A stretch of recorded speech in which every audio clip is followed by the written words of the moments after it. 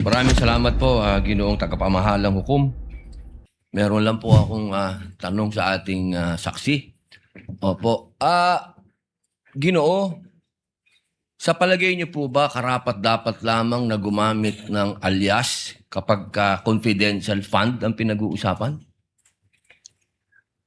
Sir, as someone who does not know, sir, implementations of parang mga confidential activities on the ground, sir, I cannot, hindi po ako makakasagot ng maayos, sir, kung pwede po ba or hindi. But based on information that I got, sir, when I consolidated the answers for the AOM, sir,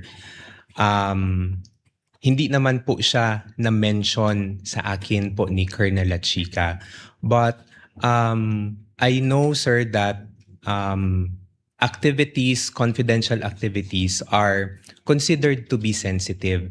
And there might be individuals or groups that need to be somehow protected, sir, because of the information that you would be getting from those people, sir. So, yun po yung tingin ko, sir. Hindi ko categorically masasabi na pwede po yung alias or hindi.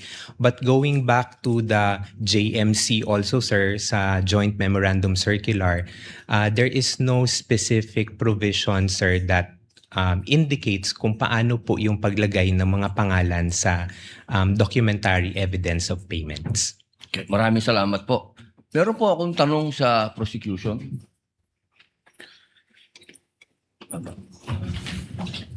Magandang hapon po. Napakaganda po ng inyong ngiti.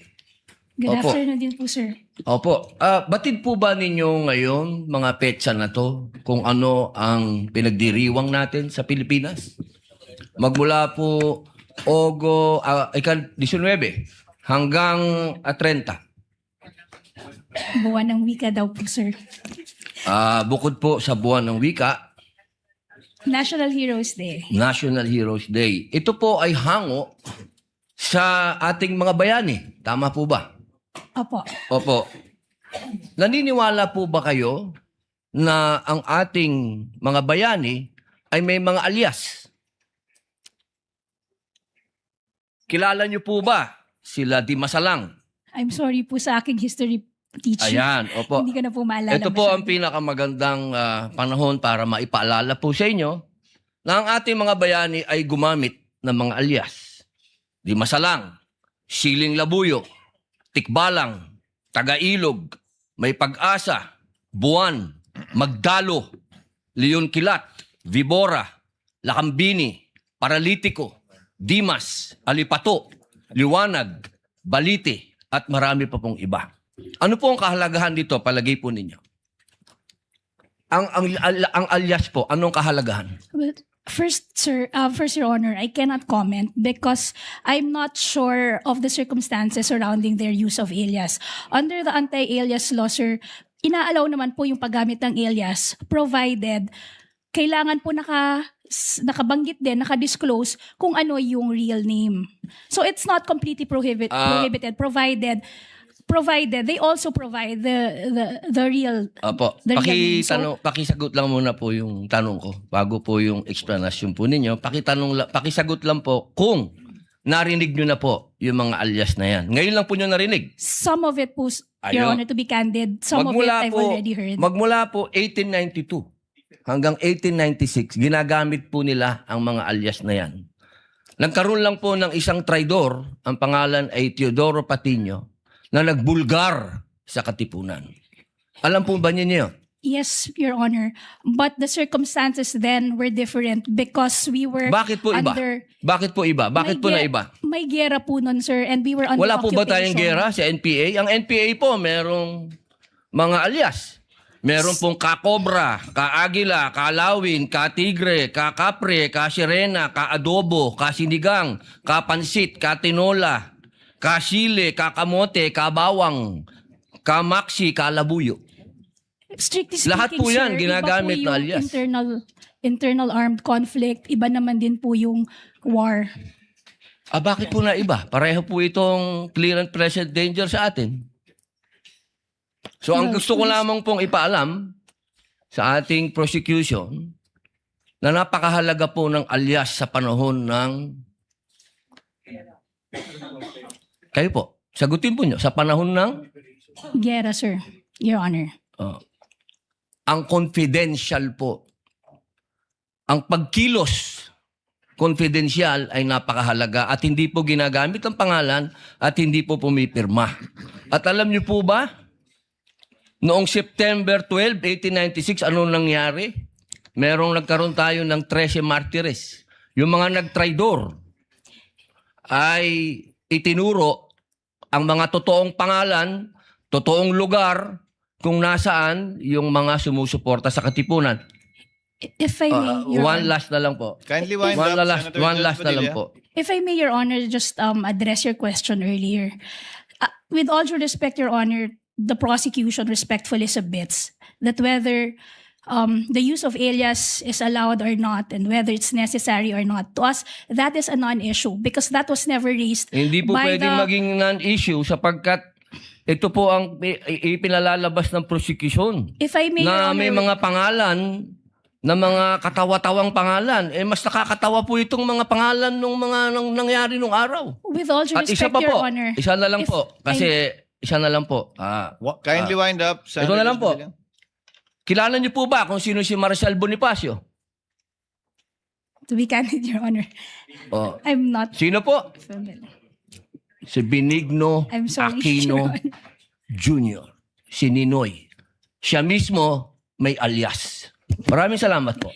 Your Honor, if I just may, Your Honor, just to set the record straight, because it was made to, with all due respect to the Senator Judge, Mr.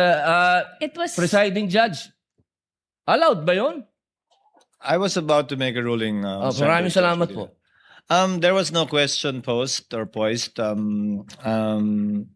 Attorney May. Let's proceed to the next Senator Judge who will interject. By the way, did you intentionally get rid of the platform? Yes, Your Honor, because we were not expecting that I'd be called again, Your Honor, to make way for the Honorable Chair of the Okay. panel of Understood. prosecutors, Your Honor. Understood. Senator Judge Aquino, Thank you're you. recognized for interjection. You may proceed, sir, when you're ready. You have 2 minutes. So bago po yung 2 minutes, Mr. Presiding Officer, tama po, si Ninoy Aquino po ang kanyang alias ay Marcial Bonifacio para makauwi po siya sa Pilipinas nung nasa Boston siya. Oho, pero wala naman ho siyang confidential funds na, wala ho siya sa mga AR na confidential funds. Lilinawin ko lang ho. Okay, pagdating ho sa prosecution, ang posisyon ng prosecution, yung mga pangalan ay totoong tao, di ba? Correct, no? You have not really mentioned aliases in any of your... Wala. Could you respond quickly? We have talked about aliases. Is the prosecution talking about aliases? That was never our point, Your Honor. In fact, the point of the prosecution is that that was never raised by the defense, either in their answer or in their pretrial brief, Your Honor. So to us, that should be a non-issue because even them, they never claimed that in any of their pleadings before Okay, this thank you. honorable court. Okay, klaklaruin ko lang ha. Ang siyang tao lang pong nagsabi na alias po sila, si Miss Gina Acosta in her testimony. Kanina po, sabi niyo rin na Mr. Ortonio na hindi siya alias or hindi niyo alam. But si Miss Gina Acosta in her testimony did admit that in her perspective, these are aliases. No, just for the record po. Okay. So ito po yung mga tanong ko po. Sana po ito lang 2 minutes ko, Mr. Presiding Officer. So unang-una, Mr. Ortonio, you're very competent. Thank you for your answers. And I want you to answer just very candidly, no? Ano po yung naging personal reaction ninyo nung napag-usapan na yung possible misuse of the confidential funds at nung na-bring up na yung mga tawagin na nating katawa-tawang pangalan na parang klaro naman ay hindi naman talaga totoong tao. Ano po yung personal reaction po ninyo? Initial reaction, sir, would be, of course, merong questions, sir, no? There would be questions. But again, sir, I go back to the presumption, sir, that there is regularity in terms of the implementation, sir. Okay. So, may I ask, since you're in the top leadership of the OVP, nung nabibring up na to, ano yung personal reaction, kung alam nyo lang, ng Vice President, ng Chief of Staff, other leaders in your group? Nung napag-usapan na posibleng nabigay yung pera sa mga kakaibang pangalan o baka hindi totoong tao, what was your reaction? What was their reaction? Would you know? Nag-meeting ba kayo? Did you call for an emergency meeting? Did you have a huddle in your office to talk about this? Sir, because yung AOM, sir, because it was sent to my office, sir, pina-personally received sa akin, sir, on behalf of the Vice President. Of course, I provided a copy to the Chief of Staff, sir, and the Vice President. Ang naging instruction lang naman po sa akin, sir, was to respond to the AOMs and make consultations with the Special Disbursing Officer and Security Officer para masagot yung mga concerns or issues raised by COA. Okay. Yan yung mga actions nyo, Mr. Ortonio. I'm asking about your reaction.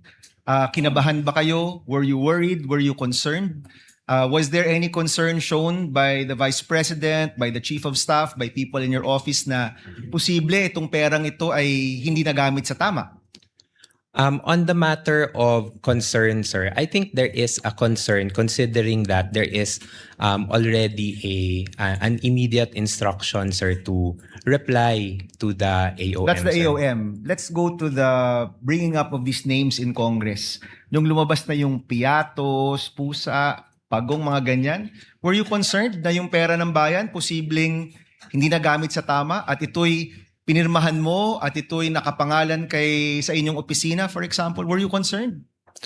Sir, Honestly. parang immediate reaction, sir. Yes, sir, but nung as the hearings went on, sir, parang binabalikan ko yung AOM, sir. Hindi kasi po siya na-raise doon sa AOMs. So, parang nabawasan po yung concern ko, personal concerns ko with those acknowledgement receipts. Did you call for an internal investigation after na-reveal yung mga pangalan na kakaiba? Nagpatawag ba kayo ng investigasyon sa inyong opisina? I personally did not, sir, hindi na po ako nagpatawag. Sir. Did your office call for an internal investigation? On that matter, sir, I do not know, sir, if there is an instruction coming from the head of agency, sir. But personally to me, sir, none, sir. Okay. So, ito kasi, Mr. Ortonio, no, sa aking opisina, more than 10 years ago, meron kaming nahanap na isang staff na ibang resibo yung ginamit sa liquidation. Wala pa atang 5,000 pesos to sa totoo lang. Hindi nga niya binulsa eh. No? Meron siyang dapat hotel receipt na wala niya, gumamit siya ng hotel receipt ng ibang tao. That already elicited an internal investigation on our part. In the end, pinaalis namin yung staff na yon na kilala namin, kaibigan namin. 5,000 lang yun. So the common response we are looking for is that kapag pera to ng bayan, action ka agad at hanapin nyo talaga kung saan nagamit tong pera to. Kaya I'm really wondering what were the actions and reactions of people. So ito yung tanong ko rin, no? Mahalaga ba sa inyo, mahalaga ba sa iyo, sir, na yung perang ito ay nagamit sa tama? Na hindi ito nagamit sa mali o nabulsa lang? Yes, sir. It is important to me, sir, because in the years na nakasama ko rin po si Vice President Sara Z. Duterte, sir, she also would want na money is spent properly for what it is intended to be used for. Okay, last question, Mr. Presiding Officer. During all of this time, pinatawag mo ba si Colonel La Chica o pinatawag ba siya ni Chief of Staff Lopez or ni Vice President? Would you know? Kinausap mo ba? Tinanong mo ba? Colonel, itong mga pangalang ito, sino ba talaga to? Totoo ba to? Bakit nakalagay medicine pero cash talaga yung binigay? Kasi sa totoo lang, sir, yung nakalagay doon gamot pero cash ang binigay na pambili ng gamot, cash pa rin yun. 'Di ba? So in short, yung 500 million parang puro cash yun. Wala man talagang supplies or tables and chairs because that presupposes na ang binili nyo yung tables and chairs or supplies. You actually gave cash na 500 million. Pinatawag nyo po ba si Colonel La Chica at tinanong, as public officers, we have to exercise the diligence of a good father of a family. No, that's in our oath. So pinatawag niyo po ba ng inyong opisina at pina-explain kung nasaan ba itong perang to? Sir, I was only able to request na makausap si Colonel Lachica in relation only to the response to the AOM, sir. So hindi niyo po natanong itong mga specific questions na ito dun sa mga specificong mga pangalan, mga AR, mga ganyan?